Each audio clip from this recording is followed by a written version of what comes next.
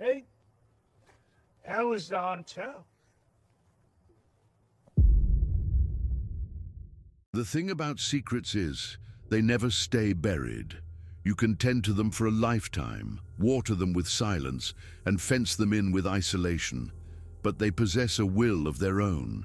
They find a way to push through the soil when you're least prepared.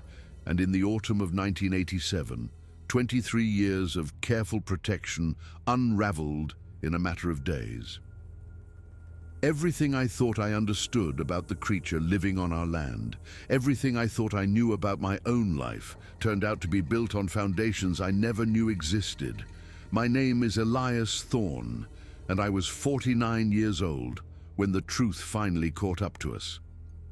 I lived with my younger brother Samuel, who was 45, on a sprawling timber ranch in the northern reaches of the Oregon Cascades, up where the wilderness gets serious about swallowing you whole.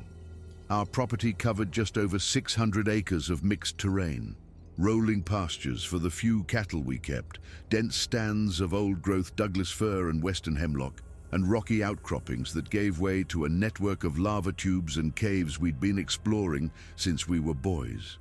The nearest town was Black Creek, population 600 on a good day, and it sat 15 miles down a winding gravel road that turned to a river of mud every time it rained, which was often. We'd inherited the place from our father in 1964, the year a sudden heart attack took him while he was mending a fence on the South Ridge. Dad had worked that land for 40 years, and his father before him. The Thorns had deep roots in that soil, deeper than most people knew. But the deepest secret wasn't in the soil at all. It was in the caves. That October morning started like any other. I was in the workshop trying to coax our ancient Ford tractor back to life, while Samuel rode the fence lines on his steady mare, a bay named Cricket, who knew the property better than either of us. The radio on my workbench was playing something by U2, a song about a place with no named streets, and I remember thinking how strange it was that music from the outside world could reach this far into our solitude, carrying whispers of a life that felt entirely fictional from where I stood. The tractor's engine had been sputtering for a week, and I was elbow-deep in grease when I heard Cricket's hooves on the gravel drive, moving faster than they should have been. Samuel never ran that horse unless something was wrong. Her spirit was willing, but her joints were getting old, and he babied her like she was made of fine china. I pulled my head out from under the hood just as Samuel swung down from the saddle, his face etched with an expression I hadn't seen in years. The last time he'd looked like that was in 1978, when a wildfire had crested the eastern ridge, and we'd spent 3 days fighting it back with nothing but shovels and adrenaline. "Elias, we've got company," he said, his voice low and tight. "People on the north boundary. Official looking. Trucks, equipment, the whole 9 yards. They're setting up some kind of base camp." My stomach dropped the way it always did when the outside world pressed too close. What kind of official? Couldn't get close enough for a good look, but the trucks had government plates, federal, not state. And Elias, one of them was carrying a rifle. Not for hunting. Military style. The north boundary. That put them maybe 2 miles from the main cave entrance, close enough to stumble across it if they were doing any kind of thorough survey, close enough to find him. "Did they see you?" "Don't think so. I stayed in the timber, watched from a distance. But if they start moving south..." He didn't need to finish the sentence. We both knew what was at stake. "I'll go tonight," I said, already stripping off my greasy work gloves. "After dark. Warn him, see if he knows anything." Samuel nodded, his weathered face creased with a worry that had nothing to do with failing tractors or approaching storms. "I'll keep an eye on them tomorrow. But Elias, if this is what I think it is, if the government's finally found evidence of him..." "We can't think about that yet," I interrupted, though it was the only thing I could think about. "We just need information. Everything else comes after." That night, Lying awake in my narrow bed and waiting for the moon to set, my mind drifted back to the winter of 1964, when Samuel and I first discovered we weren't alone on this mountain. Our father had been dead for 3 weeks when the blizzard hit. It was one of those Cascade specials that rolls in from the Pacific, dumping snow by the foot and then switching to freezing rain just to seal the world in ice. We lost power on the first day, which was normal, and by the third day we were rationing firewood because neither of us had thought to stock the woodshed properly before the weather turned. Dad had always handled that, and we were still learning all the countless ways his absence would reshape our lives. I was 26 then, Samuel was 22, and we were trying to run a ranch we barely understood while grieving a man who had been more of a force of nature than a father. The storm felt like a test, a challenge from the mountain itself to see if we were worthy of the land we'd inherited. On the fourth morning, with the snow finally tapering off, but the cold settling in like it meant to stay forever, we bundled up and headed for the old mill shed to look for an extra kerosene heater. The shed sat a few hundred yards from the main house, a structure our grandfather had built in the 1920s. We didn't use it much anymore, mostly for storing old equipment we couldn't bear to part with. That's when we heard the sound. It wasn't the wind, it wasn't a trapped animal, though that was my first thought.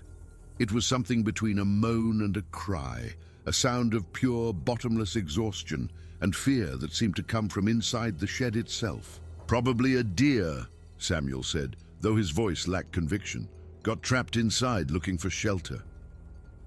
We approached carefully, and that's when we saw the tracks in the fresh snow.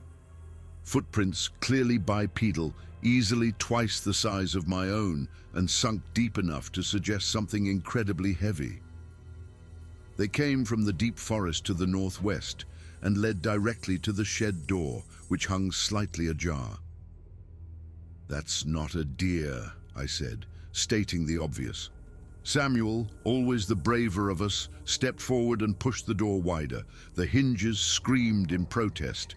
In the dim light filtering through the snow-caked windows, we saw him. He was crouched in the far corner, trying to make himself smaller in a space that couldn't possibly contain him. He was massive, easily over 7 feet tall, even hunched over, covered head to toe in thick, dark brown hair matted with ice. His shoulders were broader than any human's, his arms longer in proportion to his body, and his hands were the size of dinner plates. But what struck me most were his eyes. Dark brown, almost black, and filled with an intelligence that was unmistakably sentient. This wasn't an animal.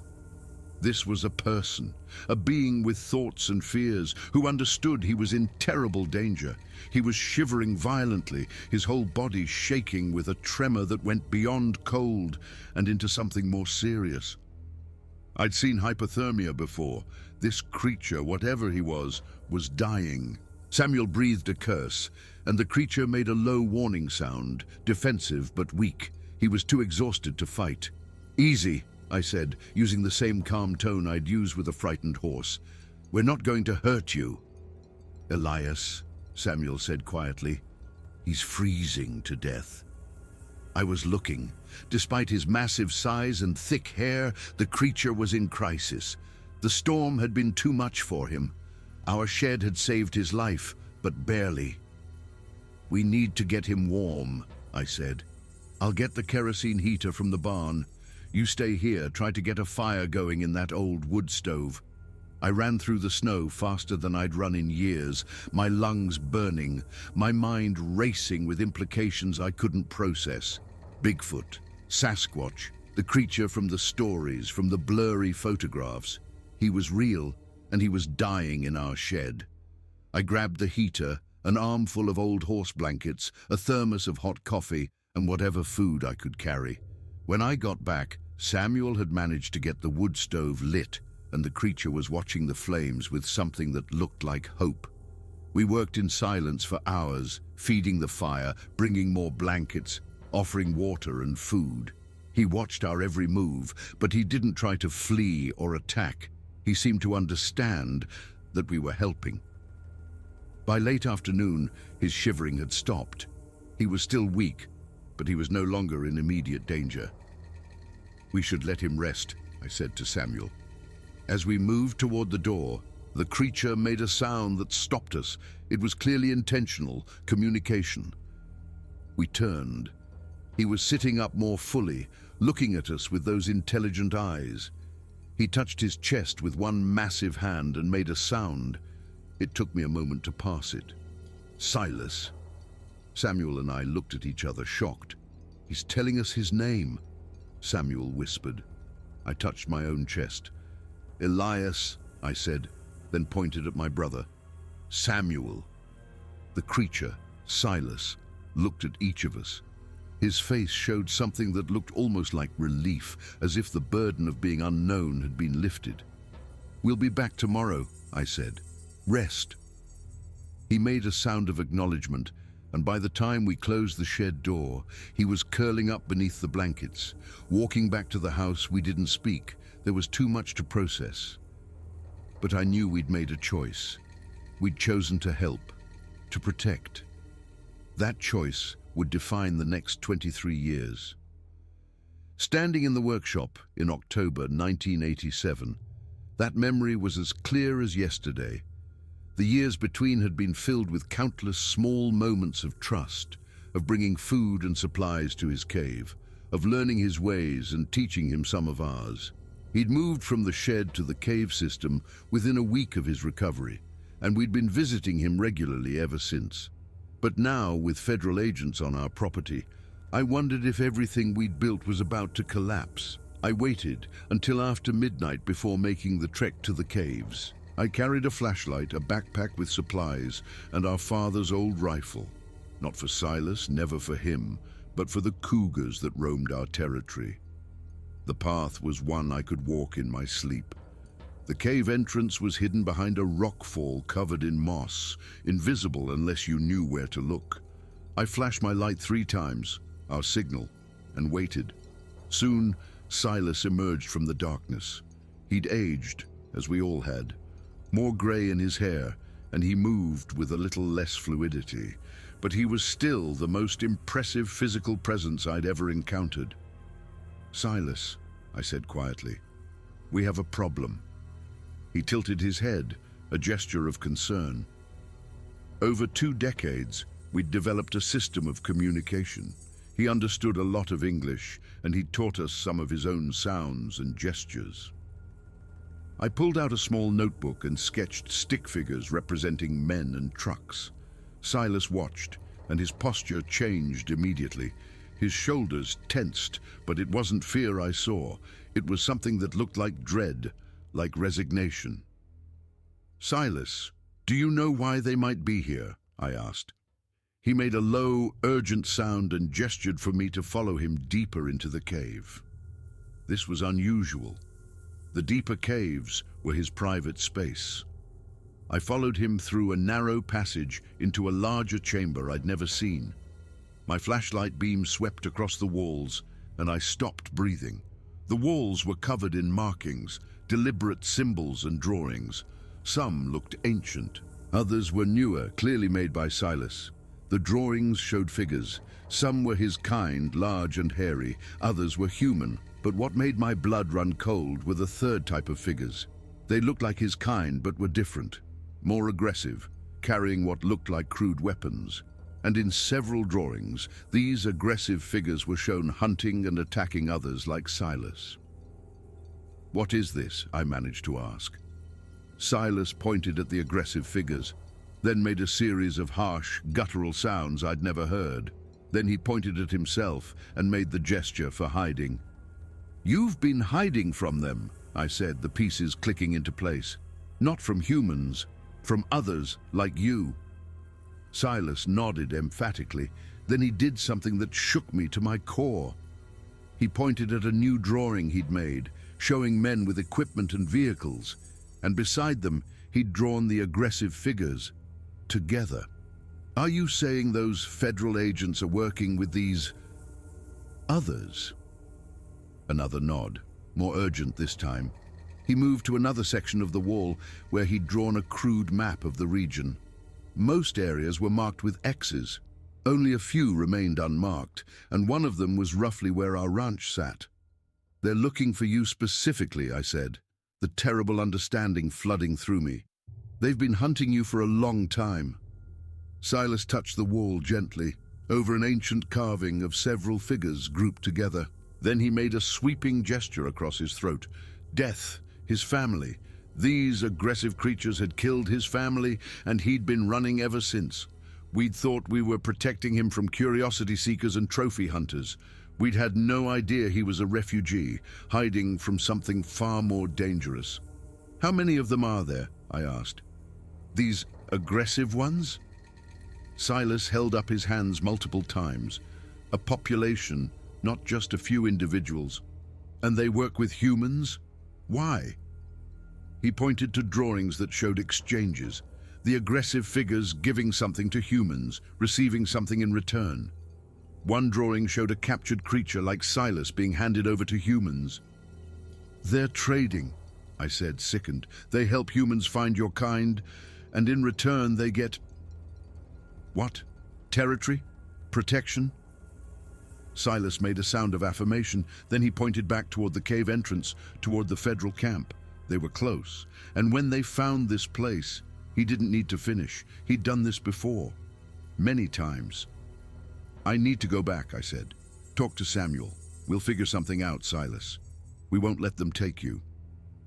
But I wondered what two middle-aged ranchers could possibly do against a federal operation backed by monsters. When I reached the house, I found Samuel in the kitchen with a fresh pot of coffee and an expression that told me he had news of his own. "Elias, we've got bigger problems," he said. "I picked up something on the shortwave." Military frequencies. I caught some fragments before they switched channels. "What did you hear?" He looked at me grimly. "Specimen, containment, and Elias, they said lethal force authorized." I sat down heavily. "It's worse than we thought, Samuel. A lot worse." I told him everything. The cave drawings, the aggressive creatures, the coordinated hunt. By the time I finished, Samuel looked as shaken as I felt. "We need help," I said. "Someone with authority, someone who might believe us." "Who?" Samuel asked. "The sheriff, the press, they'd turn it into a circus." Then a name surfaced, someone I hadn't thought about in years. "Do you remember Aris Thorne?" I asked. Samuel frowned. "Our cousin, the biologist, the one who did that wildlife study back in '79? She was with the Forest Service then," I said. "She spent 3 weeks on our property. I remember she found some unusual hair samples, big ones. She wanted to investigate further, but her supervisor shut her down. I'd always wondered if that supervisor knew something. Aris had been frustrated. She knew she'd found something significant." "She's with the regional office in Portland now," I said. "I've seen her name on some policy documents. You think she'd help?" "I think she never forgot those samples, and I think she's been waiting for a reason to investigate." I moved to the phone on the kitchen wall. "It's our only shot." The call took forever, but I finally reached a human voice that could transfer me to Dr. Thorne's office. Her secretary was skeptical, but agreed to pass along my message. "Tell her it's Elias Thorne, from the Cascade Ridge property. Tell her it's about the samples she found in '79. Tell her if she doesn't come soon, the species responsible might not exist much longer." There was a long pause. "Sir, Dr. Thorne is very busy. Tell her it's about the thing her boss told her to forget. Tell her I can prove it's real." Another pause. "I'll make sure she gets the message immediately." I hung up. Now we wait, but we couldn't wait passively. "I'm going back up there tomorrow," Samuel said, "to where I saw them camped. I need to get closer, see what they're really doing." "That's dangerous. I know these mountains better than they do. I can stay hidden." He grabbed a Polaroid camera. "If I can get photographs, anything that might help." He was right. Intelligence was crucial. He left at first light. I stayed at the house, monitoring the shortwave and watching the road. At 11 a.m., the shortwave crackled to life with Samuel's voice, low and tense. "Elias, you there? I'm here. What is it? You need to see this. I'm at the old fire tower site about 2 miles from their camp. Can you make it? Be there in an hour." I hiked as fast as my aging knees would allow. When I reached the old fire tower, I found Samuel crouched in the underbrush with a clear line of sight to a clearing below. What he showed me changed everything. It wasn't a survey camp. It was a military-style operation. I counted 5 large tents, multiple vehicles including what looked like armored personnel carriers, and at least a dozen men moving with military efficiency. But that wasn't the worst of it. At the edge of the clearing, secured in a reinforced holding pen, was a creature. It was similar to Silas, but where Silas's hair was dark brown and his demeanor gentle, this creature had black hair and radiated menace. Even from this distance, I could see the aggression in its posture. This was one of them, one of the aggressive ones from Silas's drawings. "They're using it as a tracker," I said, my voice hollow. "Look," Samuel said, handing me his binoculars. Through the magnification, I watched as a soldier approached the pen with a haunch of raw meat. He showed no fear.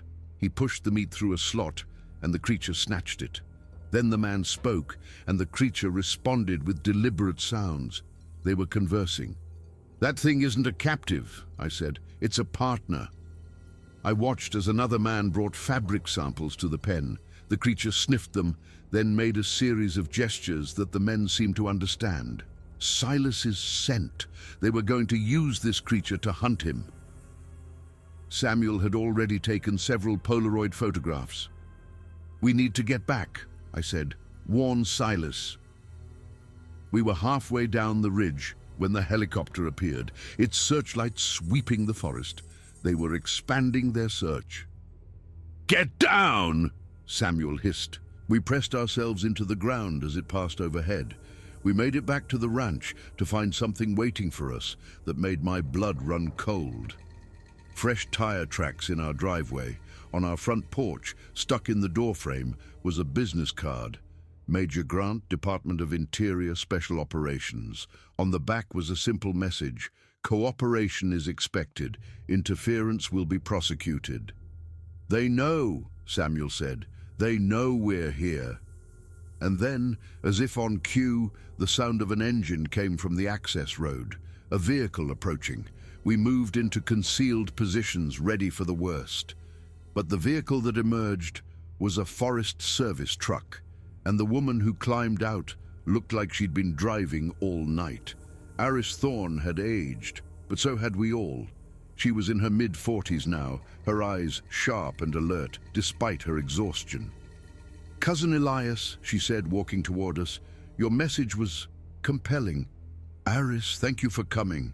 Those samples from '79 have haunted me for 8 years, she said. "My supervisor told me to drop it, and I've always wondered why.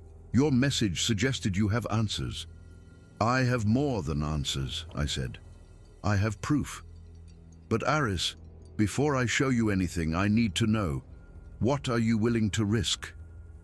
She didn't hesitate. "If you can show me what I think you're going to show me, I'm willing to risk everything." I believed her.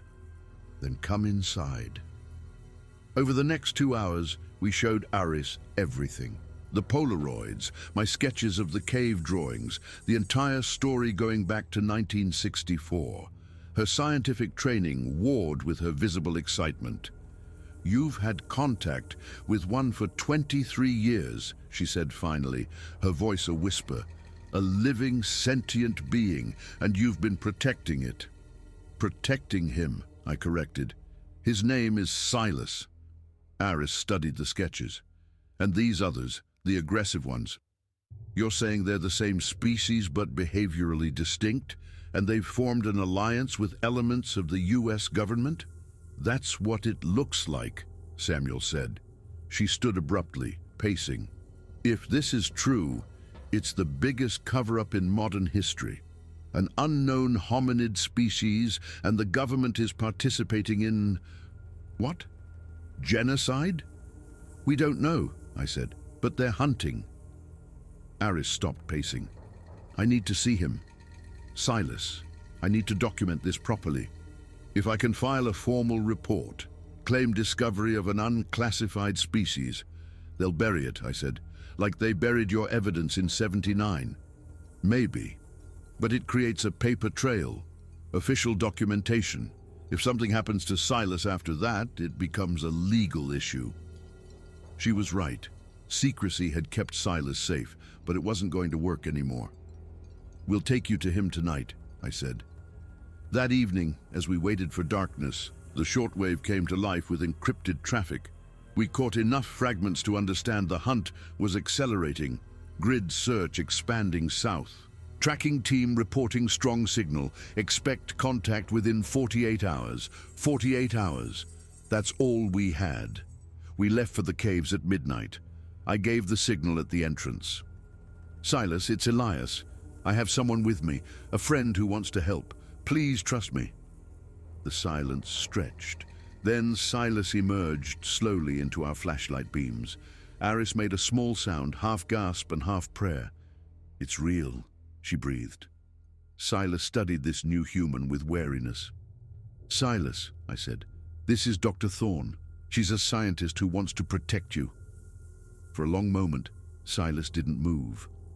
Then slowly, he stepped aside, inviting us into the outer chamber. Inside, Aris worked quickly, professionally.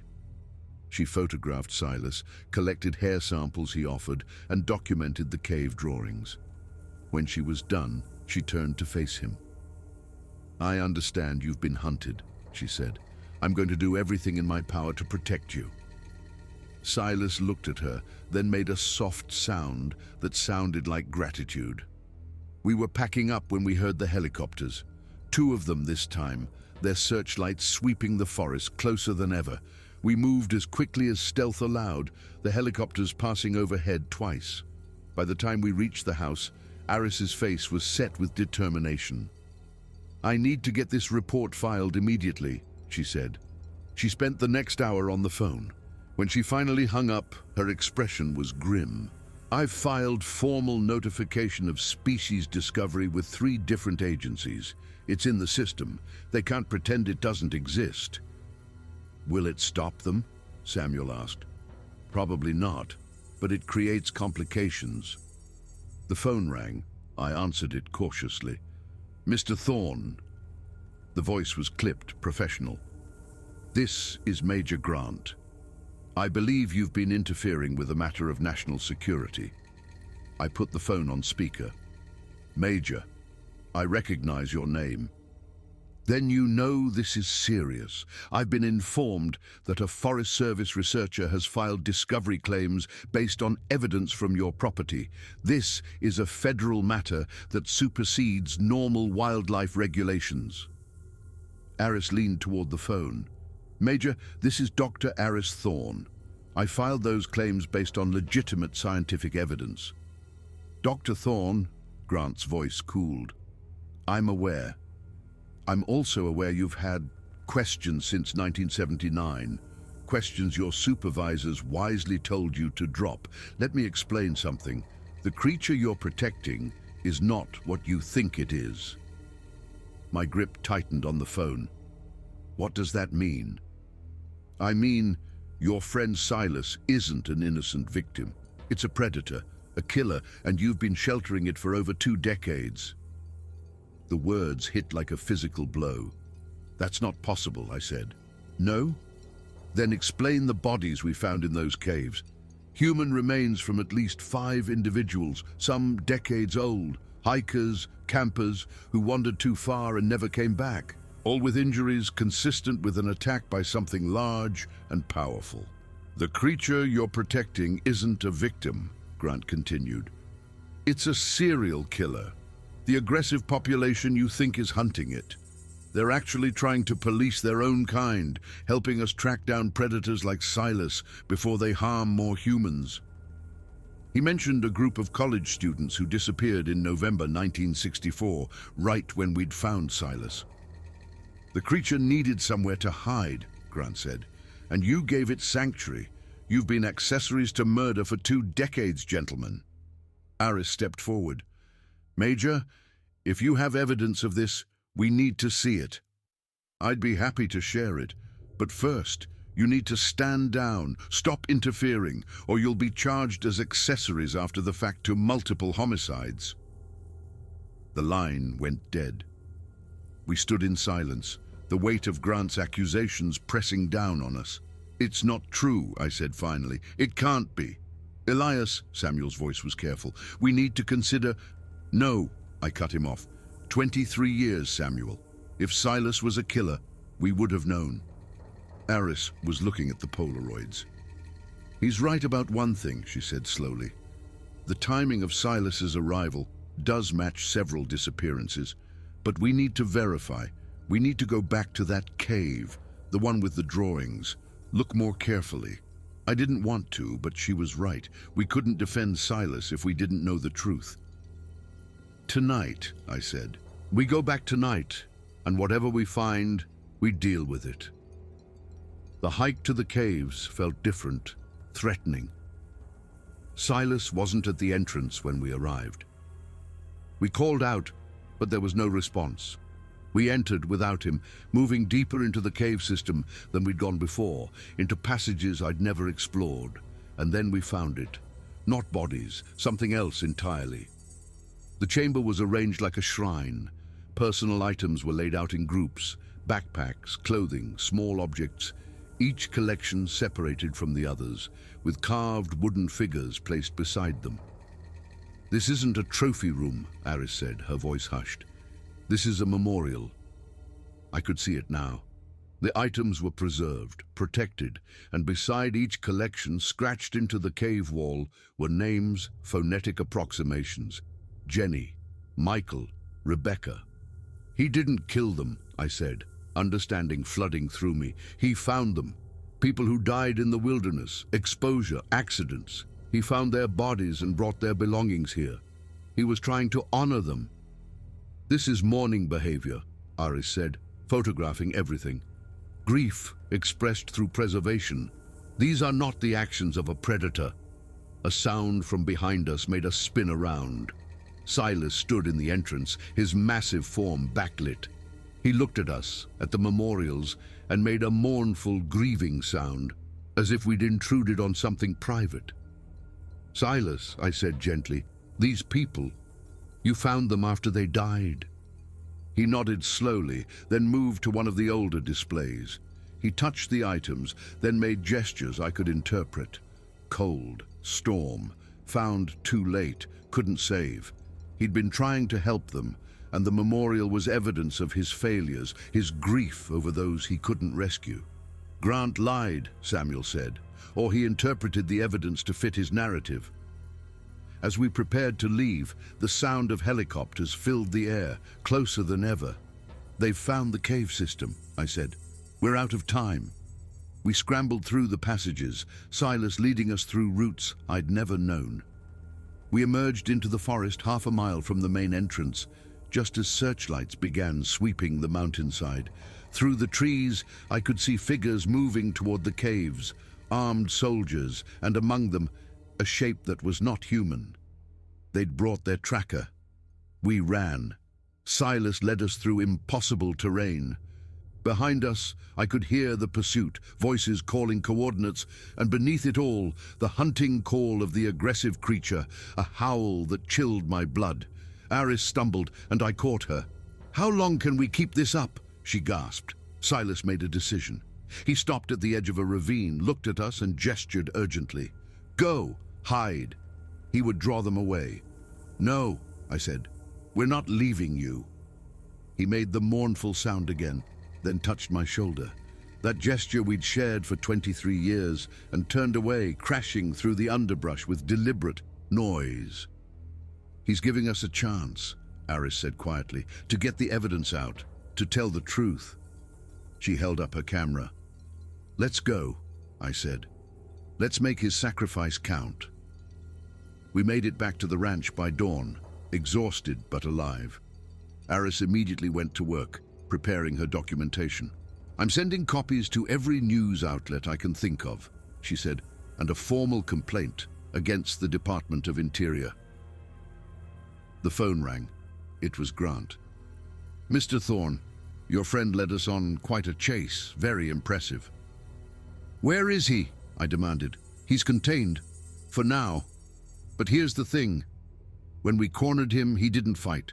Our tracking specialist was ready for a battle, but your Silas just stopped, surrendered. Because he's not a killer, I said. Because you were wrong. There was a pause. We examined that memorial chamber. I'll admit it raises questions. Then let him go. It's not that simple. But I'm going to do something that could end my career. I'm delaying the termination order for 48 hours. That's how long you have. And I want to meet with your scientist, review her findings directly. She comes alone. Aris was already gathering her materials. It's a risk, I said. Could be a trap. I have to take it, she said. She left an hour later. The meeting lasted 6 hours. When she finally returned, her face showed the exhaustion of someone who'd been arguing for their life. Well, Samuel asked. Grant reviewed everything, she said. He also showed me their evidence. There are human remains, but they're old, and there's no definitive sign of violence. It's ambiguous. So what happens now? Grant signed a stay of execution, extended to 30 days while they conduct proper analysis. He's also agreed to investigate their partnership with the aggressive population to see if they've been manipulated. It was more than I'd expected. He's not a monster, Aris said. He's a soldier who's been given bad intelligence. Now he's questioning it. What about Silas? Still contained, but in protective custody. We can see him tomorrow. Grant wants to observe his behavior. The next morning, we drove to the military base. Grant met us at the perimeter. He was shorter than I'd expected, with eyes that had seen too much. What makes you so certain about this creature? He asked me. He saved my life once, I said. Winter of '71. I fell through ice on the North Creek. He pulled me out, carried me back to the house, and started a fire. He could have let me die. No one would have known. Grant was silent for a moment. Come on, he said. They'd set up a containment area in a large tent. It wasn't a prison. Silas was sitting in the center, watching the entrance. When he saw me, he made a sound of relief and greeting. I'm here, Silas, I said, approaching slowly. He stood and came to the barrier, his hand coming up to touch my shoulder through the mesh. That gesture, Grant said quietly. What does it mean? Trust, I said. Gratitude. Something like love. Over the next 2 weeks, I spent hours each day with Grant and his team, recounting every interaction I'd had with Silas. Aris analyzed everything, and the contrast between Silas and the aggressive population was stark. The evidence is overwhelming, she told Grant. Your partners have been lying to you. Grant was building his case, but the aggressive population knew something was wrong. They're demanding access to Silas, Grant told us one evening. They want to make sure we're still planning to eliminate him. The confrontation came 3 days later, an alarm from the containment area. They've broken the perimeter, Grant's voice crackled over the radio. 3 of them. They're heading for Silas's tent. We raced to the base camp, arriving to find chaos. I ran toward the containment tent without thinking. It was torn open. Inside, Silas was backed against the far wall, 3 massive figures closing in. The tracker I'd seen was leading the assault. It made a harsh sound as I entered, a challenge. Then it lunged. Silas moved with impossible speed, sidestepping the attack and grabbing the tracker's arm. But he didn't fight back with violence. Instead, he touched the tracker's face with his free hand and made a sound that was unmistakably compassionate, a gesture of connection, of forgiveness. The tracker stared at him, confusion replacing aggression. Then Grant's soldiers burst in and the spell was broken. The tracker pulled away, and the 3 of them disappeared into the night. I found myself on my knees beside Silas, who had slumped against the tent wall. "You didn't fight him," I said. "You tried to reach him." Grant appeared beside us. "That was the damnedest thing I've ever seen," he said quietly. "I've never seen one of them show mercy, and I've never seen one of the aggressive ones hesitate like that." The aftermath of that night changed everything. Grant's report, accompanied by Aris's analysis and my testimony, went to the highest levels. The partnership program with the aggressive population was suspended. It wasn't a complete victory, but Silas was free. Grant arranged for his release on our property with official protection status. On the day he returned to his caves, I walked with him through the forest one last time. 23 years, I said, and I never really understood. He made a gentle sound of acceptance. "What will you do if they come back?" I asked. He stopped, turned, and touched my shoulder. Then he made a series of sounds I didn't fully understand, but I caught the essence. He would keep trying, keep reaching out, keep believing that connection was possible. He left me at the edge of the cave system, disappearing into the darkness that was no longer a hiding place, but a home. I walked back to the ranch as the sun rose, thinking about everything that had happened. Monsters are real, I thought, but they're not always what we expect. Sometimes they wear uniforms and follow orders, and sometimes the creature in the shadows is the most human thing in the forest. The story didn't end there. Stories never do. Aris continued her research, revolutionizing the field. Grant retired, unable to reconcile his past actions with what he'd learned. Samuel and I kept running the ranch, visiting Silas, our friendship deepening. He was there when Samuel's heart gave out in the winter of 1992, offering a silent presence that was more comfort than any words. He was there when I faced cancer in 1998, somehow making his way to a hospital where Aris had arranged for me to have a private room with a window facing the mountains. And he was there on my 80th birthday, sitting with me on the porch as the sun set behind the peaks we both called home. "I don't know how much longer I've got," I told him. He made a sound of grief, the one from his memorial chamber. "It's okay," I said. "I've had a good life, a strange one, but good. A lot of that is because of you." He touched my shoulder, and I felt the weight of everything we'd shared settle between us. Then he did something he'd never done before. He leaned down and pressed his forehead to mine. In that moment, I understood. Love isn't about similarity. It's about recognition, seeing the essential nature of another being and choosing to honor it. We had recognized something in each other that first winter morning, something that had grown into the most important relationship of my life. That was worth everything. All the secrets, all the danger, it was worth every moment. I died 3 months later on a cold February night. Aris was there holding my hand, and somewhere outside, standing in the falling snow, Silas waited. I knew he was there. "Thank you," I managed with my final breath. I'd like to think he heard me. I'd like to think that somewhere in that brilliant, strange mind, he carries a memory of Elias Thorne, the rancher who chose to help instead of harm.